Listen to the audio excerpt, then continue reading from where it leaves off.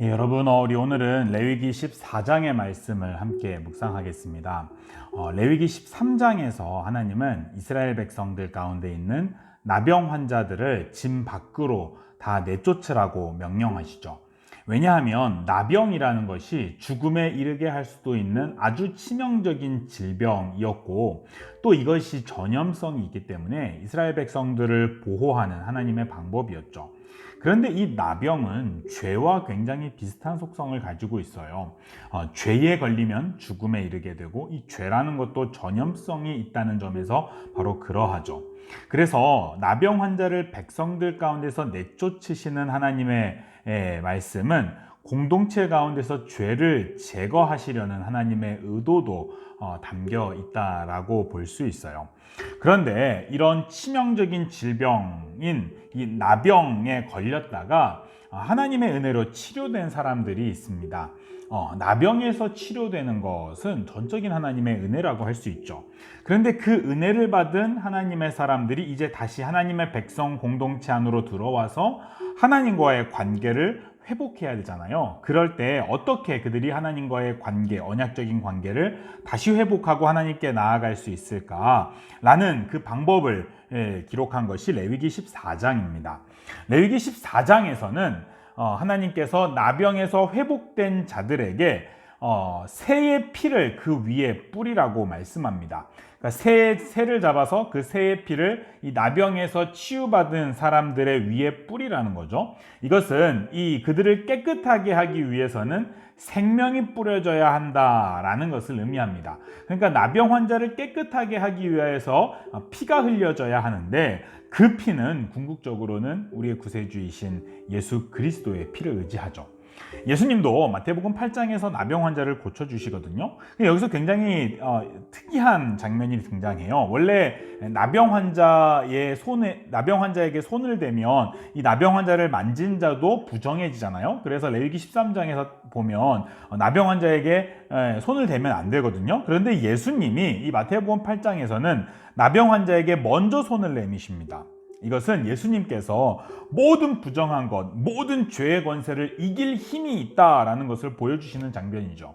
나병 환자로부터 이 부정이 예수님께 전파되는 것이 아니라 도리어 예수님으로부터 나병 환자에게 생명이 전파되어서 나병 환자가 나음을 받는 장면이 마태복음 8장에 등장하거든요. 바로 이것이 예수 그리스도의 피를 힘입어서 이 심각한 질병으로부터 회복받은 이스라엘 백성들이 다시 하나님께로 돌아와서 정결한 자로 회복될 수 있는 것을 보여주는 장면입니다. 우리가 본래 죄인이었고 우리가 본래 죄를 퍼뜨리는 나병 환자와 같은 자였지만, 예수 그리스도의 보혈의 능력은 우리를 고치시고 우리를 정결케 하실 수 있는 능력이 있다는 것을 우리에게 보여주는 거죠. 우리도 예수 그리스도의 피를 힘입어서 고침을 받고 이제는 더 이상 죄를 전파하는 자가 아니라 도리어 거룩을 전파하는 자로 변화되게 된 것과 같습니다. 두 번째로 레위기 14장에서 이 고침받은 나병 환자에게 하나님께서 요구하시는 것은 모든 털을 다 깎으라는 겁니다. 이것은 이전에 나병에 걸렸을 때에 자기가 가지고 있던 모든 털을 다 깎아버리고 이제 고침받은 몸에서 난 새로운 털을 가지고 살아가라라는 의미이죠. 이것은 오늘 우리에게 예수 그리스도의 은혜로 변화를 받아서 거룩한 하나님의 백성이 되었으면, 이제 고침받았으면, 이제 죄를 고침받았으면 이제는 이전에 자기가 가지고 있던 모든 죄악된 옛 습관을 버리라는 말씀입니다. 우리가 받은 세례가 바로 그것을 의미하죠. 이 세례라고 하는 것은요, 이제 예수 그리스도와 함께 우리가 십자가에 죽고 다시 예수 그리스도와 함께 부활하여서 새 사람이 되었다는 것을 의미합니다. 이제는 죄를 사랑하고 이제는 자기를 자랑하던 옛 사람은 사라지고 하나님을 사랑하는, 하나님을 높이는, 하나님을 경배하는 새 사람이 우리 안에서 시작되는 거고요. 자기만 위해서 살아가는 이기적인 옛 사람은 죽고 다른 사람을 위해서 살아가는, 다른 사람을 진정으로 사랑하며 살아가는 새 사람이 시작되었다라는 의미인 거죠.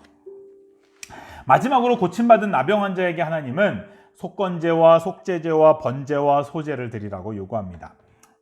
앞서 우리가 레위기에서 살펴본 것처럼 죄인이 끊임없이 하나님께 나아가기 위해서 제사를 드려야 하죠. 그래서 우리의 죄를 씻음받고 하나님과의 언약적인 교제를 누리게 됩니다.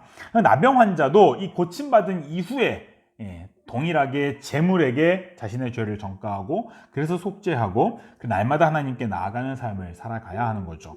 우리도 죄에서 고침받은 이후에 우리의 영원한 속죄제가 되신 예수 그리스도의 십자가의 보혈을 의지하여서 우리의 대제사장이신 예수님을 붙들고 하나님께 나아가는 예배하는 삶을 살아가야 하는 거죠. 용서받은 죄인들이 해야 될 일은 날마다 하나님께 감사로 예배하는 일입니다.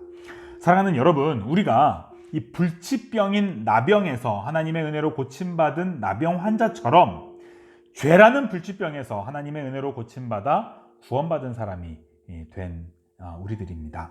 이제 하나님과의 언약적인 교제를 회복하기 위하여서 고침받은 나병 환자가 그러하였던 것처럼 우리도 해야 될 일이 있습니다. 첫 번째로는 고침받은 나병 환자가 자신에게 피를 뿌렸던 것처럼 우리도 늘 믿음으로 예수 그리스도의 보혈을 의지해야 됩니다. 날마다 보혈을 찬송하고 날마다 보혈의 은총을 고백하는 것이 바로 그것입니다. 우리에게 계속 그 피를 뿌리는 거죠. 둘째는 고침받은 나병 환자가 자신의 털을 다 깎았던 것처럼 이제는 우리도 과거의 우리의 옛사람을 다 벗어버리고 철저한 회개를 통하여서 교만하고 이기적인 우리의 죄를 버리고 새 사람을 살아가야 하는 거죠. 마지막으로 고침받은 나병 환자가 제사드리며 하나님께 나아갔던 것처럼 우리도 늘 예수 그리스도의 보혈을 의지하여서 날마다 하나님께 예배하는 삶을 살아가야 할 겁니다. 날마다 새벽마다 또 주일마다 또 우리의 삶 속에서 말씀을 의지하고 예수님의 보혈을 의지하여서 예배하는 것이 고침받은 나병 환자와 같은 우리가 해야 될 일입니다. 그렇게 하나님은 우리에게 하나님과의 언약적인 교제를 회복시켜 주시는 거죠. 그 은혜를 감사하면서 하나님과 더 친밀하고 깊은 언약적인 교제를 누릴 수 있는 저와 여러분이 되기를 소망합니다. 같이 기도합시다. 사랑하는 우리 아버지 하나님, 불치병에 걸린 나병 환자처럼 죄에 빠져서 저주받은 죄인이었던 우리를 하나님의 은혜로 고쳐주시니 참으로 감사드립니다. 우리를 고치시는 힘이 예수 그리스도의 보혈에 있음을 믿으며 날마다 주의 보혈을 찬송하며 살아가게 하여 주옵소서. 우리의 옛사람을 모두 벗어버리고 주의 거룩하심으로 새 사람을 입게 하여 주시며 날마다 주님과 예배로 교제하는 삶을 살아갈 수 있도록 은혜를 허락하여 주옵소서. 우리가 날마다 드리는 예배를 주님 받아 주옵소서. 거룩하신 우리 주 예수님의 이름으로 기도하옵나이다.